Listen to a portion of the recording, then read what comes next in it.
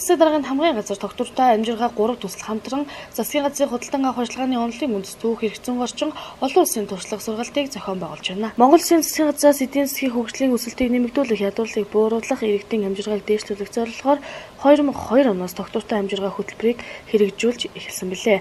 Хөтөлбөрийн эхний үе шатанд доктортой амжиргаа 1 төсөл 2002-оос 2007 онд, хоёр дахь шат буюу доктортой амжиргаа 2 төсөл 2008-аас 2013 онд тус хэрэгжсэн билээ. Мөн доктортой амжиргаа 3 төсөл 2014 оноос хойш хэрэгжиж байгаа бөгөөд хөтөлбөрийн зорилго нь хөдөө орон нутгийн эрсдэлтэй эмзэг байдлыг бууруулах, өөрөөр хэлбэл бэлчээрийн эрсдлийн удирдлагыг сайжруулах, төвлөрлөлийг сааруулах, олон нийтийн оролцоог нэмэгдүүлэх, орон нутгийн санхүүгийн зах зээлийг дэмжих замаар орон нутгийн хөгжлийг дэмжих шинэ арга зан ажиллагааг нэвтрүүлж хэрэгжүүлэхэд чиглэсэн байна.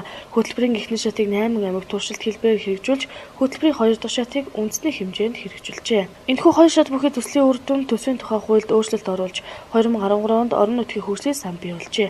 Орон нутгийн хөгжлийн сангийн хүрээнд орон нутагт нэг шаардлагатай хөрөнгө оруулалтыг иргэдийн оролцоотойгоор ирэмтлэн, иргэдийн саналд үндэслэн төсөл арга хэмжээ хөтөлбөрийг хэрэгжүүлэх хууль эрх зүйн орчин бүрдсэн байна. Орон нутгийн хөгжлийн сангийн хөрөнгө маань сумд бол яг жинхэнэ утгаараа хэрэгжиж чадахгүй байгаа. Яагаад гэх юм бол орон нутгийн хөгжлийн сангийн мөнгө нь болохоор худалдаа авах үйл ажиллагаар заавал явагдах ёстой. Худалдаа авах үйл ажиллагаагаар явагдана гэдэг нь яах вэ гэхээр А3 сертификаттай хүн байж худалдаа авах үйл ажиллагаанд оролцох хэрэгтэй. Тэгэхээр сумд одоо орон нутгийн хөгжлийн сангаар бүтээлчийн үйл ажиллагаа хийхэд хэрэг чанартай хэд олон жилийн наслчилтаа хийхийг сумын иргэд өөрсдөө бол хянах боломжгүй байдаг юм байна. Энэ дээр бас манай доктортой амжиргаа төсөл маань хэдэн сумуудаар бас нэлээд судалгаа гаргасан. Тэгээд ямар ч байсан энэ төсөлтэй танилцуулаад энэ аймгийн орон нутгийн сумд нь бол худалдаа авах үйл ажиллагаанд иргэд нь оролцох боломж олцоог хангахын тулд А3 сертификат сургалт заавал зайлшгүй хамрагдах нь чухал юм байна гэдэг үднээс бид нар бас явуулж байгаамаа. Энийг бол ховд манай аймгийн бол засаг даргын хамгийн газар төрийн сан доктортой амжиргаа 3 төсөл маань бол хамтарч судалгааны үндсэн дээр бол захиад өгч аймагтаа бол ийм судалгаа. Манай энэ судалгааны үндсэн дээр бол сум болгоноос 3, аймгийн төвөөс 5, нийтдээ 53 хүн. Бас энэ сургалт юмхээр ингээд аймаг орон нутагт хэрэгжиж байна. Энэ бас маш зүйтэй гэдэг иргэд маань бас оролцож байгаа. Иргэд маань 6-7 иргэд орж нийт 60 гаруй иргэд бас А3 сертификат сургалтанд хамрагдаж байгаа. Энэ сургалтанд сурсны ач тус нь яах вэ гэхээр орон нутгийн хөгжлийн санд жинхэнэ иргэдийн оролцоо орох боломж олцоотой болчихж байгаа. А3 сургалт сертификатгүй гэдэг байдлаас иргэд маань өөрсдөө орон нутгийн хөгжлийн сандаа бол иргэдийн оролцоог нэмэгдүүлнэ гэсэн заалтандаа бол хэрэгжих боломжгүй байсан. Энэ заалтыг бол хэрэгжүүлэх боломж олцоо бол бүрдсэн байгаа. Эхний 2 төслийн хүрээнд бий болсон ололт амжилтыг батад гах нутаг шуудлах, сайн цэцэглийг дэмжих, орон нутгийн хөгжлийн сангийн үйл ажиллагааг хэрэгжүүлэхэд орон нутагт шаардлагатай чадварыг бэхжүүлэх зорилгоор доктортой амжиргаа 3 төслийг хэрэгжүүлээд байгаамаа. Энэ хүрээнд орон нутгийн засаглалын чадварыг бэхжүүлэх арга хэмжээ, сайн цэцэглэл, үр дүнд суурилсан урамшууллын хөтөлбөрийг хэрэгжүүлэх зорилготой үүн дээр төслийн удирдлага зохион байгуулалт, төслийн хяналт шинжилгээ үнэлгээний үйл ажиллагааг нэмээд дараах 3 бүрэлдэхүүн хэсэгтэйгээр төслийн үйл ажиллагаа явагдаж байгаа юм.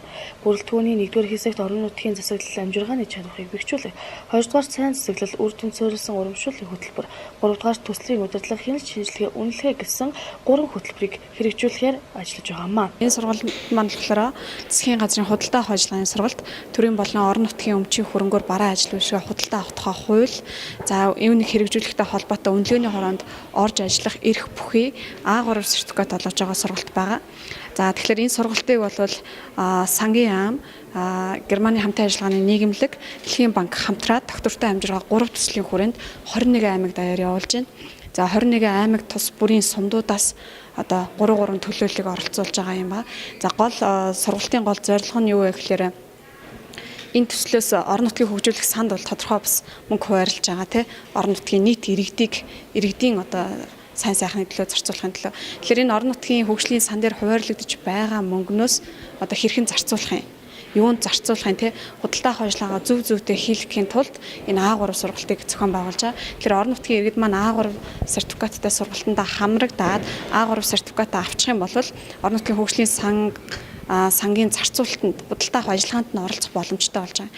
За энэ сургалтыг бол ерөнхийдөө нэг 8 байгууллага явуулж байгаа. Сангийн амтай, доктортой амжиргаа 3 төсөлтэй гэрээ хийгээд худалдаа авах ажиллагаа гэдэг бол айгүй хариуцлагатай ажил.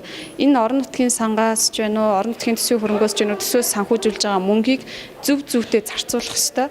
Тэгэхээр энэ сургалтанд хамрагдсанаар хүмүүс маань ерөөсөө энэ төсвийн хөрөнгөөр санхүүжүүлж байгаа бүх худалдаа авах ажиллагаанд оролцох боломжтой болж байгаа. Тэгэхээр нэлээд хариуцлага өндөртэй ажил учраас хичээлийн төгсгөлд бол 40 асуулт бүхий 40 минутын тестээр шалгалт авна. Үүнээс 90 буюу түүнээс дээш хувь авсан хүмүүс нь А3 гэдэг сертификат авч байгаа. Өөрөөр хэлбэл худалдаа авах ажиллагааны чиглэлээр мэргэжсэн ажилтан болж байгаа гэсэн үг. А3 сертификат авсан худалдаа авах ажиллагаа зохион байгуулах ийм эрх хөхий ийм хүмүүс бол харьцангуйдаа цөөхөн. Энэ цөөхөн учраас энэ худалдаа авах ажиллагаа бас орон нутгийн хөгжлийн сангаас одоо эрсний хөрөнгө оруулалтын төсөл арга хэмжээгээ худалдаа авах ажиллагаа зохион байгуулах ийм одоо эрх хөхий хүмүүс одоо их цөөхөн байхгүй учраас энэ сургалтыг бид нар бол одоо захиалгаар ингэж хамтарч одоо хүсэлт тавьж доктортой амжилт руу тестээс авч байгаамаа. Хөдөө орон нутгийн хөгжлийг дэмжих засгийн газрын хөтөлбөр механизмыг хэрэгжүүлэхэд төв орон нутгийн төвшин чадварыг бэхжүүлэхэд уг бүрэлдэхүүн хэсгийн зорилго нь орших бөгөөд энэ ялангуяа орон нутгийн хөгжлийн сангийн үйл ажиллагааг үр дүнтэй, үр ашигтай, цаг хугацаанд нүдэртэн зохион байгуулах үүрэгтэй орон нутгийн төр захиргааны байгууллагуудын чадварыг бэхжүүлэх, тухайн орон нутгийн хэрэгцээ шаардлагад үндэслэн орон нутгийн хөгжлийн сангийн үйл ажиллагааг төлөвлөх, хэрэгжүүлэх, орон нутгийн төсвийн төслийг боловсруулах, батлах, төсвийн зарцуулалт худалдан авах ажиллагааг зохион байгуулах, тайлагнах, холбогдох, хяналт, шинжилгээ, үнэлгээ хийх, бэлчээрийн төлөвлөлт, удирдлага зэрэг чиглэлээр орон нутгийн төр захиргааны байгууллага болон иргэд олон нийтэд сургалт явуулж техникийн тусалцаа үзүүлдэг байна.